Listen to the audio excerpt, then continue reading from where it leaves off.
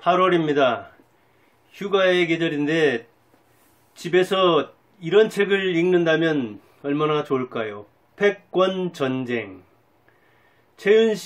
미래학자 최윤식이 쓴 패권전쟁을 8월의 책으로 소개합니다. 휴가 시에 한번 읽어서 지금 관세전쟁이 일어나고 있는데 왜 이렇게 국제 간에 전쟁을 하는가?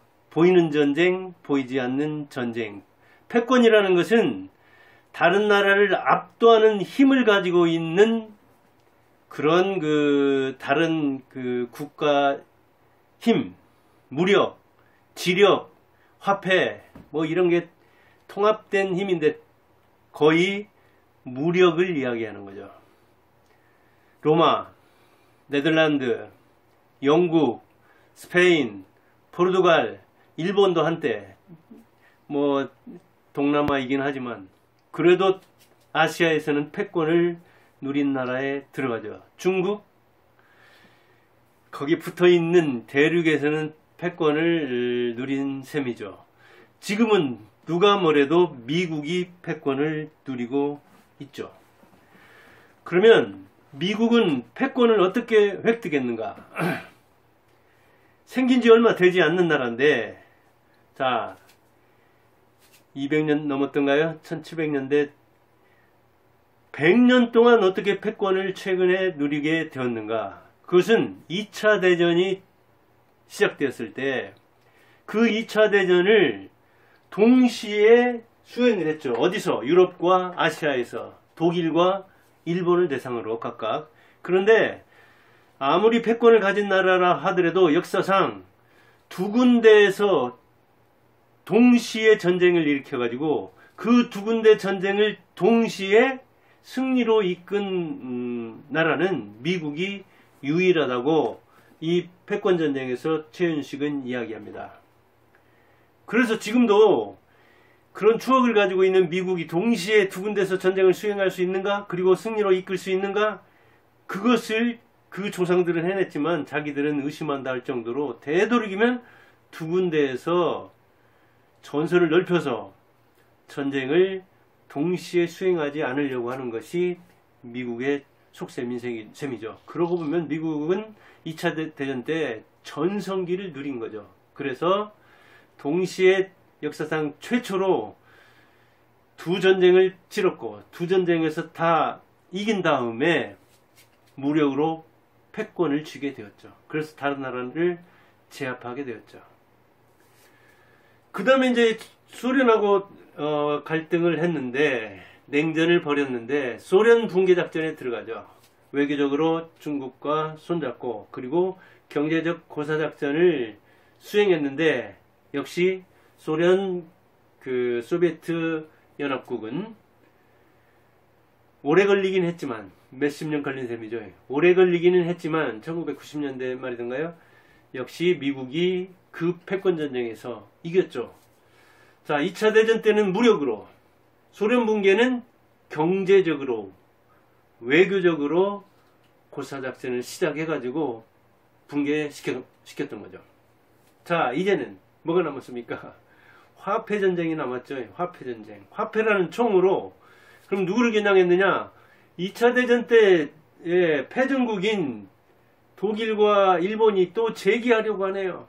그리고 경제적으로 상당한 지위를 획득하니까 역시 화폐를 가지고 있는 이제 무력으로가 아닌 화폐전으로 정확히는 플라자 합의 그러죠. 독일과 일본을 꺾게 되죠. 그래서 달러 가치가 내려가면서 독일과 일본은 경제적으로 아주 곤욕을 치르게 되는데 그리고 이제 기축통화로서 우뚝 서게 되고 그리고 기축통화는 그 오일머니를 벌어들이는 저 중동 거기에서 석유를 거래할 때 달러를 쓰도록 해서 기축통화로서 아주 견고한 지위를 형성하게 되죠.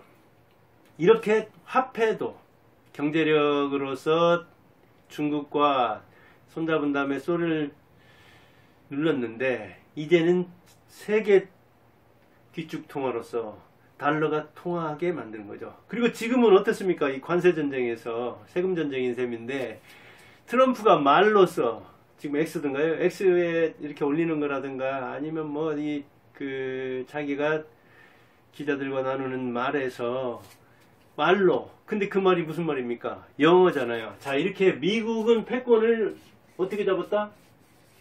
무력으로 2차 대전 때 잡았고, 그 다음 경제력으로, 재력이죠. 돈으로, 그 다음에 언어죠. 어력, 이렇게 꽉 잡고 있다고 해요. 뭐 이게 재력하면 특히 화폐죠. 달러. 이게 세계 표준이 된 거예요. 무기, 그 다음 화폐, 말, 영어이긴 하지만 뭐 미국어와 영어 같은 거니까. 이런 패권을 누리는 미국이 지금 관세로서 얼마나 사람들을 괴롭힙니까? 그러면 왜 관세를 괴롭힙니까? 힘이 있으니까 그런 거예요. 자, 우리나라 와서 자동차 팔려면, 반도체 팔려면 너희들 관세 내. 그리고 너희들 우리나라하고 이렇게 무역을 하는데 너희들이 유리한 조건에서 그동안 해왔는데, 관세 협정 같은 거 할 때 뭐 일본이든 유럽이든 한국이든 자동차 수출할 때 거의 세금을 안 냈잖아요. 유럽이나 일본은 뭐 한 2.5%라고 하던가요. 그러나 우리나라는 FTA 이 협정에 의해서 그마저 없었기 때문에 정말 싸게 팔 수가 있었죠. 그런데 너희들 그런 조건, 유리한 조건 때문에 우리 산업 망하게 생겼다. 우리 제조업 망하게 생겼다. 우리 자동차 안 팔리지 않느냐. 그래서 이 관세를 매기면서 말로 얼마나 사람 많이 괴롭히면 말. 인도 같은 나라가 정말 중국하고 인구는 겨룰 정도 더 많다고 하던가요? 그리고 지금 경제력도 굉장히 올라오려고 하는 것이잖아요. 근데 그 총리가 어때요? 뭐 소련제 그대로 얘기를 해버리잖아요. 이게 속내를 드러내지 않던 그동안의 이 패권국의 정치인 내지 어떤 정치인도 자기 속내를 그대로 드러내지 않았는데, 트럼프는 그대로 드러내가지고 이 전쟁을 일으킨다는 얘기죠. 패권국 국가 수반으로서 이렇게 속내를 드러내면서 정치하는 사람은 또 처음 본다고 할 정도인데, 인도에 대해서도 그렇게 얘기를 했더라니까요. 너희들 아주 여러모로 속을 썩인다. 그리고 러시아 기름이며 무기며 그런 거. 그 다음에 이번에 우크라이나하고 러시아 전쟁하는 데서도, 그러니까 외교적인 측면, 경제적인 측면, 그 다음에 이제 방위 협력 같은 거, 이런 무력적인 측면, 이런 측면에서 인도들이 마음에 안 들어. 그렇게 직격을 하면서 너희들 관세 다른 데보다 혜택 받을 생각 꿈에도 꾸지 마 하면서 높이 때리겠다고 하고 그러죠. 근데 이게 인도로서도 어때요? 내수로만 살아갈 수 있습니까? 그럴 수 없잖아요. 어찌됐든 중국은 물건 팔려고 해도 너무 싸게 만들어서 안 만드는 게 또 없잖아요. 그러니까 중국은 내수로 돌아갈 수 있지만, 그러나 중국도 내수로만 그냥 뭐랄까 경제를 돌리면, 다른 데서 부가가치를 벌어오지 않으면 한계가 있는 거잖아요, 성장에. 그러다 보니까 미국하고 지금 이제 압력을 이렇게 서로 주고받는데, 히토류 같은 걸로 뭔가 미국을 인질로 잡아보려고는 하지만 역시 되지 않죠. 중국은 패권을 진 적이 없잖아요. 아시아에서 뭐 그냥 종이 호랑이처럼 이렇게 큰 소리 치고 살았지. 영국 아편전쟁 때 어땠습니까? 영국 상선이라고 하면서 이게 무장한 상선 두 척이 와가지고 중국 한 30척이 뭐 그냥 숫자로 압도하려고 했지만 어때요? 박살 났잖아요. 그래서 2차 아편전쟁은 북경까지 점령 내지 압도를 당하지 않았습니까? 그런 나라예요. 그 다음 일본한테도 뭐 만주사변이다, 중일전쟁이다, 청일전쟁이다, 얼마나 몇 번을 당했습니까? 같은 아시아에 있는 나라 중에서도. 그러니까 지금 뭐 어떤 사람들은 중국하고 미국이 패권을 겨룬다 그러는데, 패권국은 미국이고 중국은 그 적수가 못 되죠. 어디로 봐도. 근데 우리나라가 이제 중국한테 그렇게 사대주의 때문에 많이 당했으면서도 옆에 있다 보니까, 또 지금은 외교상 또는 경제상 필요하다 보니까 무역상 중국에 이렇게 넘어가 있는 사람들이 있는데, 사실은 저도 고전문을 알겠지만 중국은 뻥이 어마어마하게 세죠. 하나 있으면 그래서 고사 같은 것도 보세요. 얼마나 무슨 뭐 도끼를 갈아서 바늘 만든다, 그런 미련한 짓이 어디 있습니까? 구일모 9마리의 소 트럭 하나, 아무튼 말 거창하게 얘기해가지고 압도하는 데는 뭐 알아줘야 되지만 그거는 허풍이고, 그런 말은 미국한테 안 통해. 미국은 뭐 다 중국 파악하고 있는데요. 뭐 그렇게 해서 지금도 관세전쟁에서 미국이 일본을 사실은 다 꿰뚫어 보고 있으면서 우습게 보는 측면이 있죠.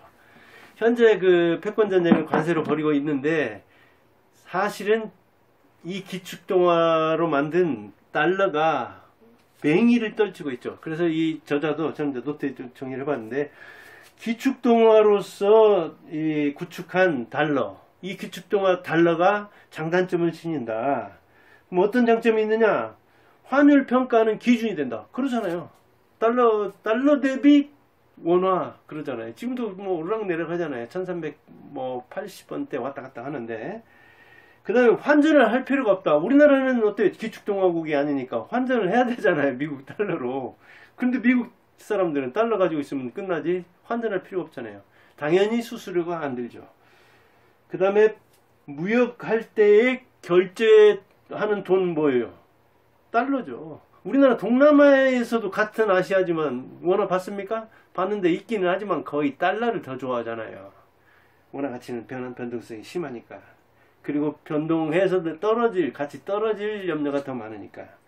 그 다음에 대외 준비 자산으로서 달러가 그대로 작용을 한다. 그러니까 대외 준비 자산으로서 은행에서 이렇게 그 대출을 해주면 그래도 준비금을 가지고 있어야 하듯이, 대외 어떤 그 금융 거래라든가 무역이라든가 이런 데에서 준비 자산을 가지고 있어야 되는데, 미국 달러는 그걸 자기 돈을 들고 있으면 그 자체가 준비 자산이 되는 거예요. 바꿔 말하면 외환 위기를 당할 염려가 없다는 이야기예요. 그 다음에 통화 발행을 확대할 수 있는 거. 얼마든지 찍어내도 인플레이션율이 올라갈 수는 있지만 부작용이 덜한 거예요. 우리나라에서는 많이 찍어가지고 유동성을 높인다. 그러면 증시는 올라가려고 모르죠. 집값은 올라가려고 모르죠. 그러나 인플레이션이 일어나고 현물 가치는 뚝 떨어지게 되는 거죠. 한마디로 종이 되는 거예요. 계속 찍어내면. 그러나 미국은 그렇지 않잖아요. 그 다음에 화폐를 발권하는 이익이 올라간다. 화폐를 찍어내면 그 이익이 또 올라가요. 미국은 그래서 참 국채 찍어내고 화폐 찍어내고, 또 요새는 뭐 그 코인인가 이걸로 또 달러하고 어떤 그 국채하고 이런 관련성 또 맺으려고 하고, 그 다음에 경제 위기를 당한다 하더라도, 당할 확률도 낮지만 당한다 하더라도 회복력이 이 기축통화 때문에 빨리 올라간다. 자기 돈이니까. 그 다음에 통화정책으로서 이 영향력을 미칠 수 있다. 이 국제통화정책에 이 달러라는 기축통화로 영향력을 미칠 수 있다는 거예요. 우리나라 외환위기 달러 없어가지고 당한 거잖아요. 우리나라가 그냥 내수로 먹고 살고 달러 필요 없다. 우리나라 돈 자체가 원화가 기축통화였다. 그러면 덜 당했을지 모르죠. 일본처럼 뭐 기축통화라 하더라도 엔화 같은 것도 기축통화인 측면도 있지만 달러화보다는 훨씬 약하기 때문에 그 위력 역시 그렇게 통하지는 않잖아요. 그러니까 이 무력, 경제력, 언어, 영어, 그 다음에 달러, 이런 것들이 미국의 패권전쟁의 승리로서 이제 가지게 된 건데, 그것이 역시 또 정가의 보도처럼 쓰인다는 이야기죠. 그러면 이 기축통화가 장점만 있느냐? 단점도 있다. 화폐량이 증가한다. 계속 찍어내도 뭐 이렇게 문제가 있으니까. 그러다 보면 액면 가치가 하락하고, 그 다음에 화폐량이 증가하면은 인플레이션율이 상승한다. 지금도 그래서 미국에서 금리를 예전에 또 통계를 했던가요? 엄청나게 그 오랫동안 안 내리고 있잖아요. 트럼프가 그렇게 파월 의장한테, 연준 의장한테 금리를 내리라고 하죠. 금리를 내려야 이 증시가 좀 올라가고 그런 측면이 있잖아요. 경제 활성화되고. 그런데 연준 의장 파월은 말 안 듣잖아요. 이것 때문에 그런 거예요. 화폐량이 금리 내려가고 화폐량 늘어나고 문제가 생기니까. 그 다음에 구매력이 하락한다. 실질적인 구매력.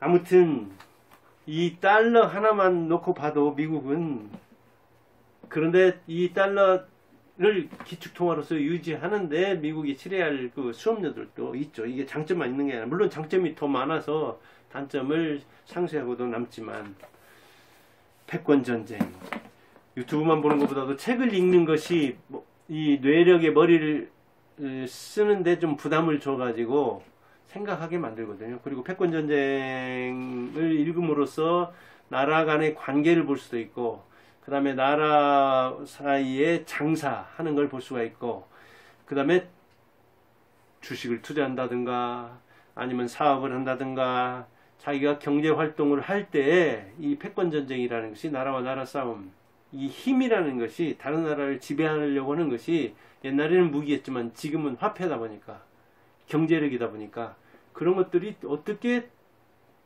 서로 작용을 하는가 하는 것을 알아서 주식 투자한다든가 사업을 할 때도 매우 도움이 되리라고 생각합니다. 그래서 8월에 더워서 어디 참 사실은 피서 간다는 것 자체도 집에서 피서하는 게 좋을 수가 있는데, 그때 가만히 있기는 그러잖아요. 그래서 책을 읽으면, 그동안 밀린 독서 숙제를 한다면 여러분의 인생이 훨씬 더 멋지게 성형될 것입니다. 감사합니다.